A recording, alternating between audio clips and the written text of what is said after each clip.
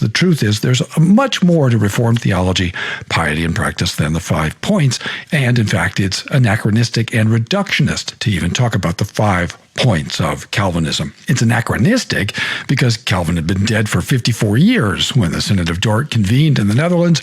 It's reductionist because the canons were never intended to be anything like a complete statement of the Reformed faith. The canons were the product of ecclesiastical deliberation on the attempt by some within the Reformed churches in the Netherlands fundamentally to revise our doctrine of salvation. So the canons were a response on a particular issue, that is the doctrine of salvation. They don't speak to many other topics in Reformed theology, piety, and practice. They weren't intended to. So it's not like, well, by 1619, the Reformed had given up all the rest of their theology, piety, and practice, their doctrine of the church, doctrine of the sacraments, their covenant theology, and all of that.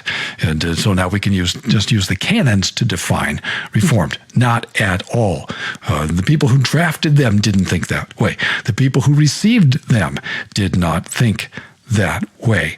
And the fact that we do sometimes think that way shows, I guess, again, how distant we are from the original understanding of Reformed.